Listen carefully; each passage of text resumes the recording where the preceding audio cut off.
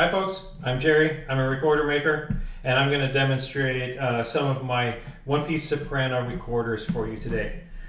So I'm going to start with this one. This is a Maple Renaissance recorder, soprano in C.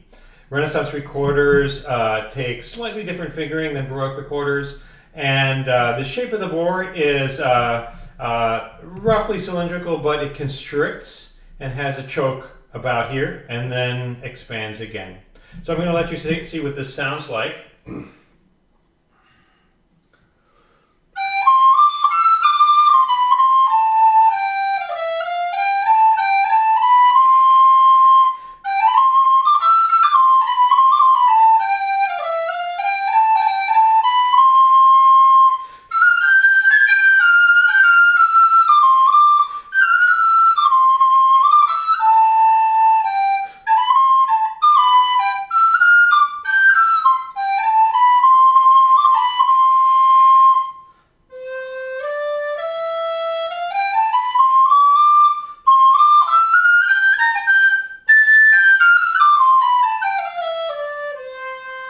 Renaissance instruments have a range of about an octave and a sixth. So we start with a low C, we go up to C, and then up to G, and then one more note, essentially an A.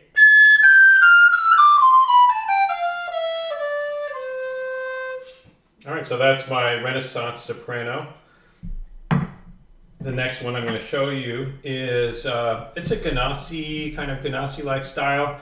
It's a transitional instrument, has a range of 2 octaves, and the bore design on this is a bit different.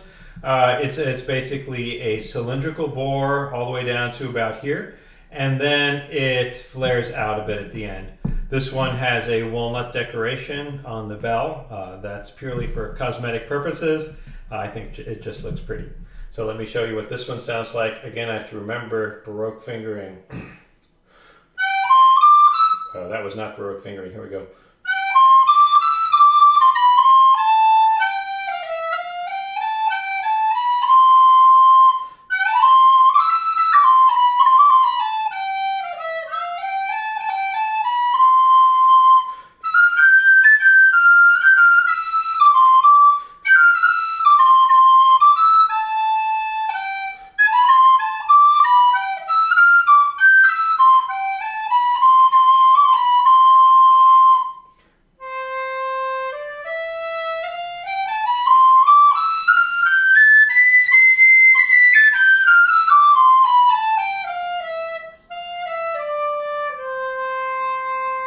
Couple differences with Baroque versus Renaissance fingering.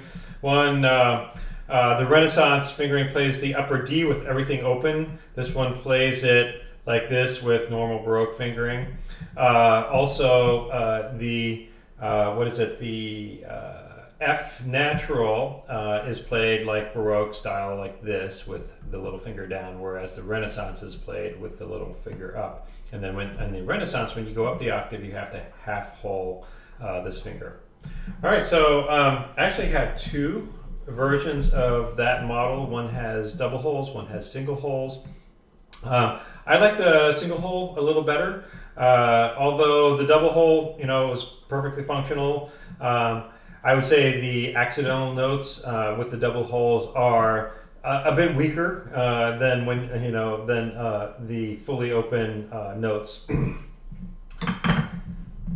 So the thing I like about this is obviously the full 2 octave range. It's very brilliant on the top. On the bottom, it's solid, a little bit brassy, and the sound is a little bit thinner than my Renaissance instrument. And the reason really is because the voicing is much tighter on the Ganassi style than the Renaissance. Renaissance has a larger maximum bore and a wider windway as well, which gives it a bit fuller and richer sound.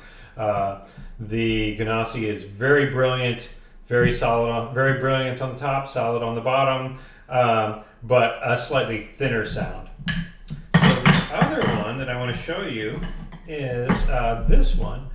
This is a transitional instrument made after the historical SAM 130 instrument if you're familiar with historical instruments. It has a step bore design. What that means is that it's basically a cylindrical bore until you get down to about here. And then it constricts slightly and is a bit smaller, cylindrical down to the end, flaring slightly at the bell. This one does not have a decoration on the bottom. I can put a decoration on or not, either way. The interesting thing about this instrument is that it has a really nice balanced sound throughout the range. It's brilliant on the top, it's beautiful in the middle. The very bottom note is a little bit weaker than both the Ganassi style or the Renaissance style, and I believe it's because of the bore design constricting slightly, at the very bottom. So let me show you what this one sounds like. Again, this one actually plays with same fingerings as the Ganassi style, mostly Baroque fingerings. So let's see what this one sounds like. Oh wait, Baroque fingerings, I gotta remember.